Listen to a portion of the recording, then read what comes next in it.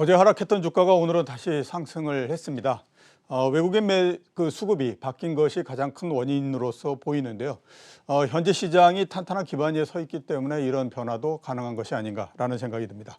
자, 그래서 오늘은 시장에 대해서 알아보는 시간을 갖도록 하겠습니다.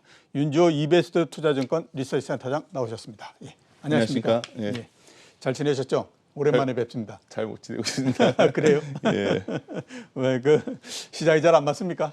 안 맞다기보다 이제 저희가 원래 내년도 타겟을 2,720을 얘기했는데 올해 벌써 와버려가지고 이거를 수정해야 되나 마나 그 고민도 되고 예. 또 이제 뭐 고집을 피우는 건 아닌데 그래도 오랫동안 시장을 봤을 때 가장 결국 주가를 결정짓는 변수는 올드한지 모르지만 결국 이익이라고 본다면 예.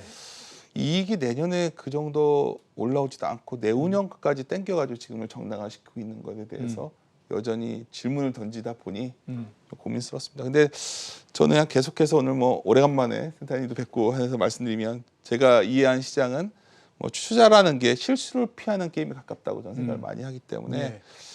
투자는 공격이 아닌 방어가 좀 필요할 때도 있는데 지금이 그러한 시기가 아닐까 저는 조심스럽게 현 상황을 좀 바라보고 있다 예. 말씀드리겠습니다. 제가 나오는 분들을 많이 접했으니까 네. 여러 회사들의 전망이나 전망치도 많이 접했는데요. 네.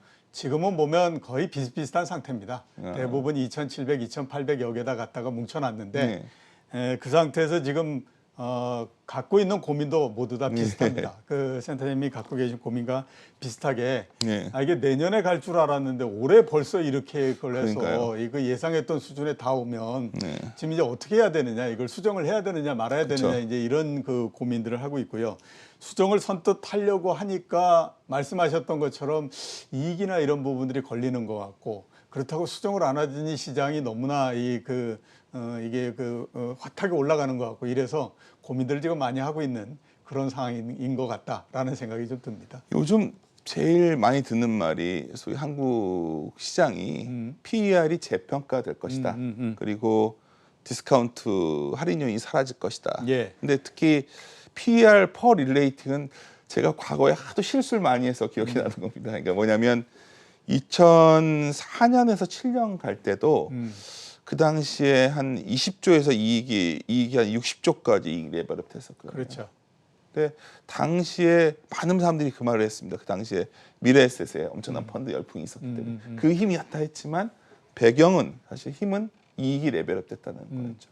9년, 11년도 결국은 한 30조대에서 100조까지 올라갔었거든요. 예. 그때 소위 랩 열풍 불면서 막 그 칠공주 조봉도 나왔지만 그때도 랩 열풍이 수급으로 설명들을 했지만 지나고 나서 보니 이익이 올라왔던 거고 2012년부터 이상하게 주가가 안 가더라고요. 왜 기억을 하냐면 11년에 12년 좋다고 했었거든요. 그렇죠. 예. 좋다고 했는데 안 가더라고요. 그래서 왜 그러나 했더니 결국 이익이 그때 100조 갔다가 한 60조 밑으로 이제 내려오는 거의 60대 초반까지 내려온 상황이었고 15년에서 17년도 실적으로 60조대에서 100조대에서 140조까지 갔었거든요. 당시 기억해 보시면 2017년이 요즘 자꾸 생각나는데 반도체가 어마어마하게 혼자 올랐고요. 예. 나머지 그 당시에 중형주와 소형주들은 상당히 주가가 그렇게 좋지는 않았었어요. 그렇죠. 근데 제가 요즘 고민이 PER 릴레이팅 그래서 재평가라는 얘기를 항상 하면 이익이 그 정도 한번 올라와야 되는데 지금 내년에 정말 지금 현재 컨센서스가 상당히 높은 수준이라고 보고 있음에도 지금 175조거든요, 영업이익이. 예.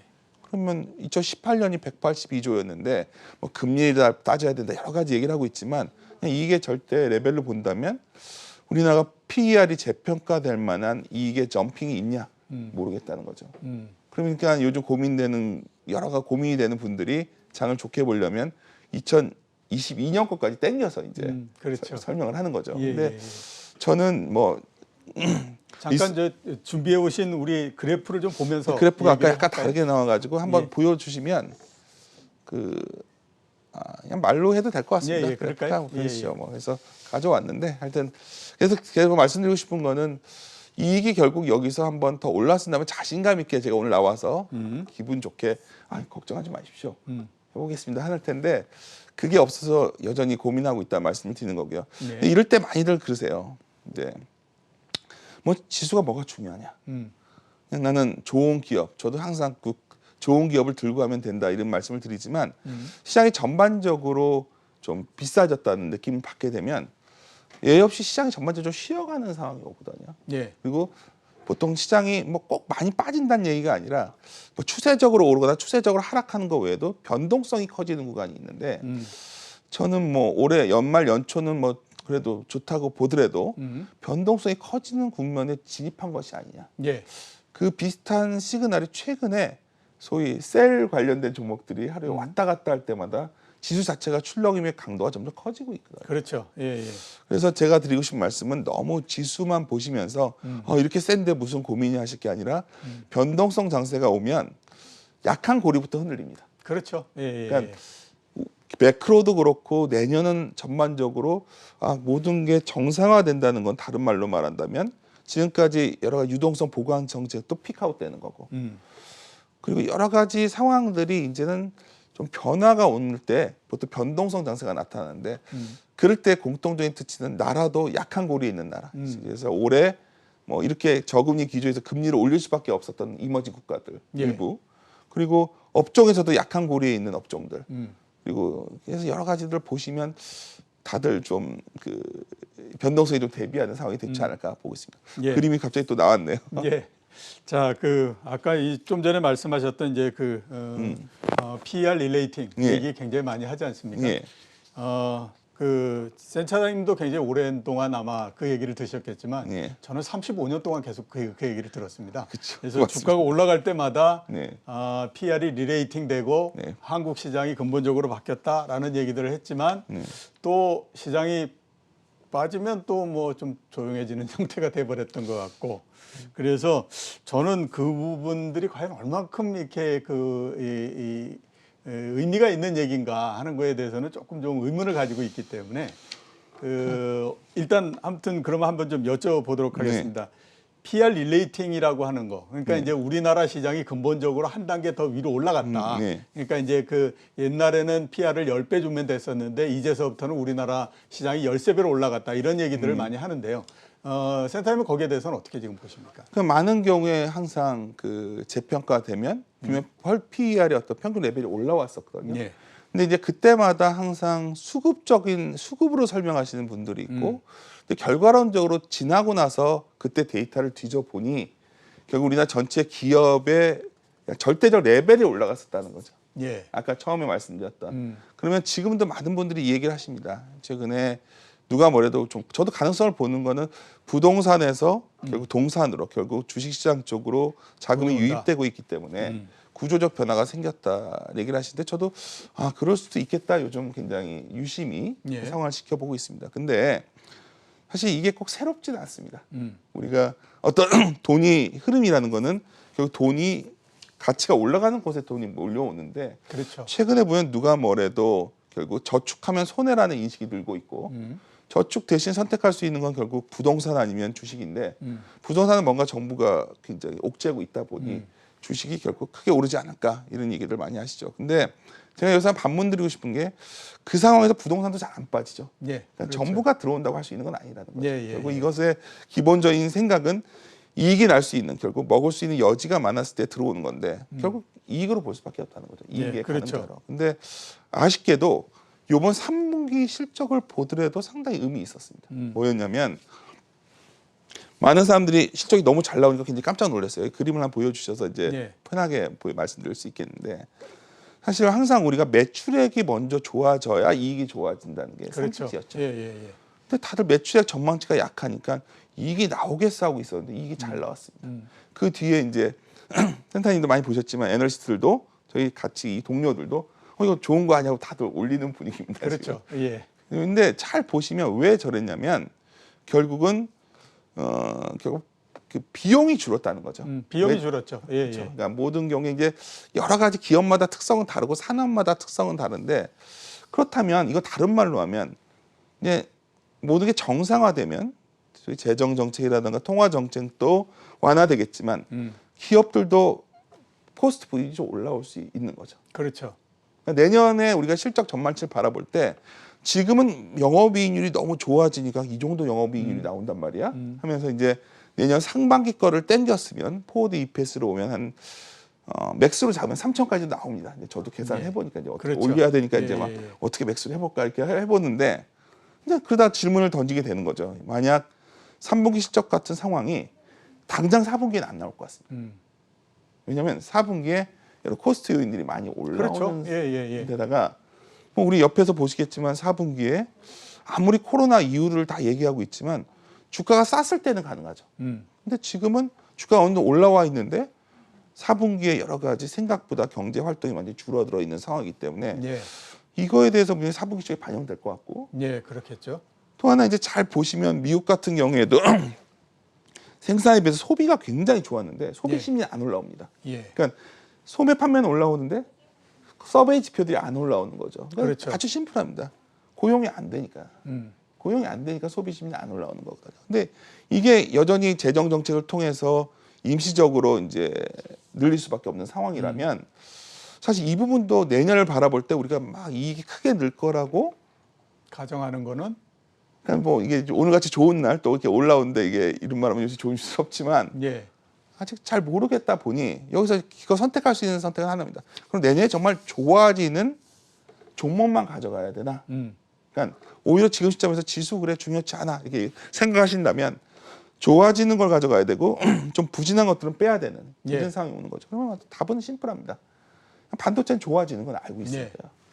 근데 여기서도 또 한번 좀만 조사를 보시면 좋아지는 건 알겠는데 또 과거처럼 그 2007년 사이클만큼도 아니거든요. 그렇죠. 이번에 좋아진 건 어떻게 보면 정전사고 때문에 모멘텀을 줬는데 아까 저 그림이 있지만 2007년에도 결국 굉장히 17년에 강력하게 올라올 때 17년에 그때도 반도체 쪽이 끌고 오고 나머지는 별로 올라오지 못했던 장이었는데 만약 가능성이든 저 가능성이 높아 보입니다. 근데 이제 반도체 담당자랑 얘기를 해봐도 뭐 저렇게까지 가는 것 같지도 않고. 그렇게까지 갈 것 같지는 않다. 그러다 보면 이제 많은 분들이 그럼 진짜 오래 쉬었던 글로벌 경기가 좋아지면서 다시 교역이 늘 것이다. 바이든이 나왔으니까. 근데 이제 뭐 어려운 얘기 할 거 없이 아무리 봐도 미국이 뭐 트럼프나 바이든이나 미국 우선주의는 변한 게 없는 것 같고요. 그리고 사실 2000년대 우리 과거 기억을 자꾸 지금 대입하는데 2000년대는 중국이 굉장히 힘이 약했죠. 그래서 어쩌면 미국이 하란 대로 그냥 싸게 물건 생산해서 미국에 디플에 수출해주고 미국은 소비해주고 서로 어떤 불균형적인 성장이 가능했던 나라였지만 지금은 G2를 갖춘 중국이 그런 역할을 할 이유가 없거든요. 지금. 그렇죠. 그러면 우리가 중국이 그런 상황이 아닌 상황에서 중간재를 과거처럼 많이 수출할 수 있겠나? 저는 그 기대도 너무 높다는 생각이죠. 왜 이 말씀을 드냐면 최근에 이제 낙관론의 배경들이 되는 여러 가지 이익이 늘어난다는 배경들 하나 뒤져보면 그 정도로 강하지 않다 보니 저희들은 연말 연초에 슈팅 기간이 나온다면 오히려 약간 뭐 주식을 다 줄이자가 아니라 일반 투자자라면 올해 충분히 즐거웠던 해였다면 좀 이익을 실현해주는 익절의 시간이 아닐까.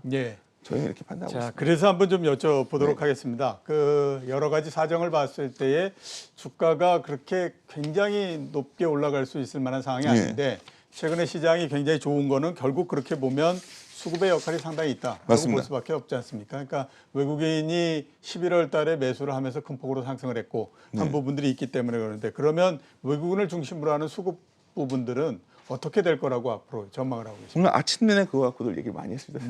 왜냐하면 이제 최근에 백어데이션이 파생 시장이 컸기 때문에 외국인이 좀 한계 있었거든요. 어제 정도에 많이 마무리됐으면 오늘 외국인 들어오지 않을까 뭐 이런 소위 파생 쪽 플레이인데 이게 다 단기 플레이적 생각이 강하다는 거죠. 근데 여기서 근본적인 거는 이거죠. 외국인이 계속 산다. 첫째가 뭐냐면 결국 달러가 약해야 되는데 아마 이제 22가 열릴 텐데요. 굉장히 강력한 어떤 유동성 정책을 내놓고 있는 것 같습니다. 유로가 강해질 것 같지 않습니다. 그렇죠. 유로가 강해지기 쉽지 않다면 달러가 아주 강해지기도 만만치 않은 상황, 약해지기도 만만치 않은 상황. 그러면 외국인들이 사는 강도도 뭐 아주 세질 것 같지는 않다는 거 말씀드리고 싶은 거고요. 재미있는 건 최근에 달러의 투기적 포지션이 굉장히 큽니다. 그러니까 현재 상황을 펀더멘탈 플레이라기보다는 달러 인덱스 기준으로 본다면 좀 많이 다가와 있다. 그래서 오히려 이 부분은 강하지 않을 것 같고요. 오히려 최근에 이제 저는 굉장히 강력한 힘은 정말 최근에 새롭게 증시에 유입된 개인 투자자들의 힘인 것 같습니다. 예. 일부 글로벌 IB에서도 이걸 오늘 코멘트 했더라고요. 한국의 자산 이동이 주식을 올릴 것이다. 근데 이제 저는 그거에 대해서는 이제 평가절하하는 게 아니라 그 주가 올라올 땐 굉장히 강력하지만 좀 또 주가 주춤해지면 또 이렇게 좀 그렇죠. 예, 예. 주춤해졌다. 이건 그런 상황이 있고 또 하나 너무 레버리지들이 높은 게 아니냐. 그래서 그걸 감안한다면 뭐 지수가 여기서 빠진다를 떠나서 일단 옥석 가리기는 최소한 하셔야 된다는 건 예. 지속적으로 강조드리고 싶습니다. 알겠습니다. 외국인들의 매수가 달러 약세의 영향을 많이 받고 있다라고 얘기를 하지만 달러 약세가 앞으로 지속될 가능성도 그렇게 이제 높은 비중을 두시는 것 같지는 않고, 네. 예, 그 다음에 이제 개인 투자자 매수 많이 얘기를 하지만 레버리지가 상당히 많이 증가한 부분이 있기 때문에 그 부분을 고려해야 된다라고 말씀을 하셨고요. 자, 이 부분 한번 말씀 여쭤보도록 하겠습니다. 앞에서 이제 반도체는 말씀을 하셨는데 네. 그 이외에 앞으로 우리가 좀 괜찮다라고 생각하는 업종이 있으십니까? 제가 계속 강조해왔던 올해 전략이 바벨 전략을 바벨 말씀드렸어요. 전략. 자신 없을 때 보통 이렇게 하는데 예. 뭐 성장주냐 가치주냐 논쟁보다는 어쩌면 IT 쪽, IT와 자동차 그리고 이제 제가 그림을 보여드리면 좋은데 그 다음 그림 보여드리면 더 좋을 것 같네요. 다음 그림. 예. 결국 성장주 내에서 그림이 또 빠져 있는데 저 밑에 이제 IT가 있는데 성장주 네. 내에서 결국은 이쪽 가치주에서 싼 것들도 있지만 자동차가 상당히 싸면서 성장이 있었거든요. 예. 그러니까 저는 항상 드리는 말씀이 성장을 하는 가운데 좀 싸져 있는 것들 그런 산업이 여전히 시장을 주도할 것 같고요. 그런 측면에 본다면 당연히 삼성전자와 하이닉스는 상대적으로 상승률이 낮은 편이었고요. 예. 왜냐면 연간으로 지금 한 30% 삼성전자, 하이닉스가 25.4%인데 예. 뭐 예를 들어서 LG화학은 157% 올랐으니까. 그러니까 반도체 여전히 긍정적이라고 보고 있고 또 하나는 자동차도 꽤 오른 것 같지만 여전히 그 성장하는 데에서의 가치 개념이 있고 예. 또 만약 내려온다면 저 가치주 내에서 화학이나 은행도 그나마 좀 기회 요인이라고 봅니다. 예. 근데 제가 드리고 싶은 말씀이 이런 것들이 순환적으로 그나마 나은 거고 오히려 사이즈 이펙트들이 되게 흔들릴 것 같아요. 사이즈 이펙트. 그러니까 결국 이거는 결국 아까 외국인이나 이런 저희 좀 이런 종목들은 버텨주는데 예. 중소형주들이 예. 의외로 좀 부진한 흐름이 뭐 많은 분들은 이제 연말 지나고 나면 상당히 괜찮지 않을까 보고 있지만 최근에 이랬을 때가 상당히 딜레마인 거죠. 예. 지수만 뽑아버리면 그 다음부터 변동성장이 시작되면 종목들도 상당히 쉬어가는 상황이죠. 그렇죠. 예, 예, 예. 지금 분명한 거는 지수가 슈팅이 나오는 구간에 주도할 것들은 결국 사이즈가 큰 종목들이 주도할 수밖에 없고 예. 그 내에서 그나마 숫자가 나오는 IT, 뭐 반도체라든가 자동차, 뭐 케미칼 이 정도가 우리가 선택할 수 있는 어떤 포트폴리오의 패턴이 아닐까 예. 보고 있습니다. 반도체, IT, 자동차, 화학, 예. 순환매 쪽을 말씀을 해주셨는데요. 한번 이거를 좀 질문을 드려보겠습니다. 좀 전에 이제 말씀하셨던 것처럼 성장주, 가치주 예. 이렇게 이제 그 동안에 우리가 몇 개월 동안에 걸쳐서 시장을 분리해 놓는 그런 기준이 됐었는데 지금은 보면 둘 사이의 경계는 거의 모호해져 버린 맞습니다. 상태인 것 같고요. 제가 봤을 때는 시장의 종목을 나누는 기준은 오른 종목과 안 오른 종목 맞습니다. 둘로 나눠져 있는 형태입니다.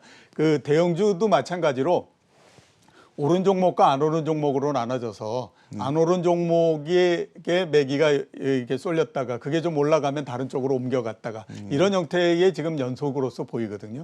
앞으로 그런 그 순환매나 이런 형태는 어떻게 진행이 될 거라고 지금? 저는 당초 지수가 좀 어느 정도 상당히 잡히고 나면 중소형주의 순환도 가능하다 봤었거든요. 예. 아직도 그런 가능성을 상당히 보고 있습니다. 근데 굉장히 쏠림이 강화되고 있기 때문에 예. 끝까지 가본다는 거죠. 지금 이게 어느 정도 레벨인지 모르겠지만 저는 IT 반도체가 되면은 반도체 장비주도 되고 반도체 소재도 되고 당연히 그런 흐름이 가야 되는데 저희들이 당초 그렇게 많이 강조해 네, 왔는데 그렇죠. 예, 예, 예. 너무 그 결국 이 장의 근본적인 성격이 어쩌면 그런 플레이보다는 아까 말씀드린 외국인들이 들어오거나 좀 강한 수급에 의해서 슈팅이 나오는 구간이다 보니까 아까 말했지만 사이즈 효과가 굉장히 커지는 것 같아요. 그렇죠. 예, 예, 예. 그래서 전 지수도 이런 겁니다.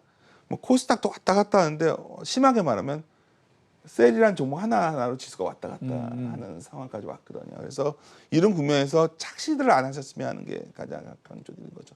예. 사실 지수는 버티고 있는데 가만히 내가 갖고 있는 종목을 봤더니 계속 하락하고 있는 그렇죠. 종목이에요. 예, 예. 이게 굉장히 그 위험한 겁니다. 그게. 그러니까 예를 들어서 좋은 건 들고 가고 안 좋은 걸 빼야 된다는 얘기를 드리는 이유가 음. 거기까지 순환이 돌 것 같지가 않다는 게 제가 걱정스러운 부분이죠. 과거에도 보면 순환이 다 돌아서 부진했던 것까지 돌아서기보다는 그냥 가던 걸 가다가 쉬어버리는 경우가 제 기억에는 더 컸고 그건 예. 당연히 현재 자금의 속성이 외국인들이 좀 우리나라를 비워놨던 것들을 좀 채우는 구간이다 보니까 더 그런 현상이 나타나는 것이 아니냐. 그래서 저는 최근에 오히려 좀 뭐 제 워낙 요새 주위에 주식들 많이 하시니까 전화들이 많이 오세요 주변에. 근데 항상 드리는 말씀이 갖고 있는 종목이 5개 있으면 가장 수익률 부진한 것부터 빼라. 빼라. 예. 근데 거의 대부분 보면 반대로 하죠. 수익이 많이 난 것부터 빼죠. 뭐 저도 해설자니까 이런 말을 할 겁니다. 근데 예. 정말 정확히 말씀하신 게 의외로 그냥 좋은 것보다 많이들 줄이시는 예. 것 같습니다. 그러니까 그거는 수익이 낮기 때문에 빼는데 별로 그렇게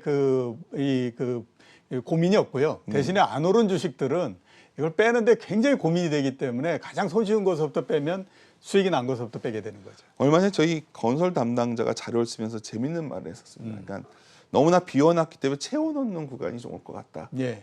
근데 그러면서 이제 우리가 그때 많이 얘기했던 게 좀 지나고 나면 이제 여러 가지 카더라 통신이 많이 나올 것 같다고 그랬는데 얘들 건설주도 지금 그러고 있거든요. 예. 새로운 소위 정책 담당자가 나왔으니까 바뀔 것이다. 뭐 하는데 제가 대사로 말씀드리고 싶은 건 카더라 갖고는 우리가 장기 플레이는 할 수는 없다는 거죠. 예. 그러니까 이럴수록 가늠자는 단 하나 숫자입니다. 숫자가 잘 나온 것들 찾아보시다 보면 굉장히 좁혀져 있다는 거죠. 좁혀져 있다는 게 결국 아까 말씀드렸던 반도체라든가 자동차 그리고 케미칼도 선별해서 보셔야 되는데 예. 케미칼이 의외로 좀 선별해서 괜찮은 것들이 보이고 있다 보니까 결국 시장이 뭐 동어반복적인 말을 계속 드리고 있는데 지수는 다들 좀 뭔가 불안할 때일수록 좀 불안할수록 더 확실한 종목 외에는 들고 와서는 안 된다는 게 예. 저희들의 조언입니다. 자, 그래서 한번 제가 마지막으로 한번 좀 여쭤보도록 하겠습니다.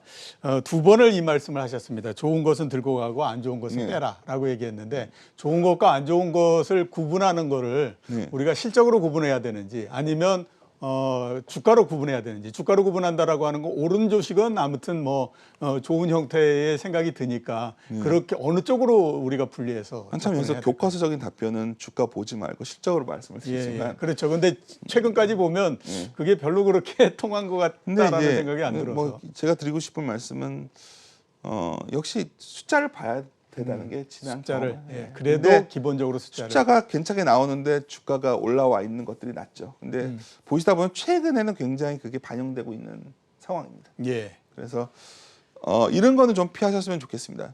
정책 이슈에 관련된 것들. 특히 뭐 바이든이 왔으니까 어떤 게 될 것이고 이런 논리는 저는 이제 뭐 오늘 여기서 다음에 오면 한번 말씀드리겠지만 바이든이 됐다고 해서 모든 게 다 바뀌는 게 아니고요. 예. 그리고 바이든이 됐다고 어떤 산업이 확 좋아질 수도 없는 거고 그렇죠. 결국 우리가 검증된 거는 좀 있으면 다시 하나하나 따지고 보는 국면이 올 것이고 그래서 백신이 개발되면 이제 그 얘기가 나오겠죠. 백신마저도 그래? 부작용이 나오면 어떡하지가 얘기가 나오듯이 그런 정책 관련주보다는 실제로 올해 좋아지고 있는 것들. 그런데 개인 투자자분들은 아마 정책 관련주에 굉장히 몰두할 수 있는 시기가 막판이 아닐까. 그렇죠. 예. 자, 오늘 나와주셔서 대단히 감사합니다. 예, 감사합니다. 지금까지 윤지호 이베스트 투자증권 리서치 센터장이었습니다.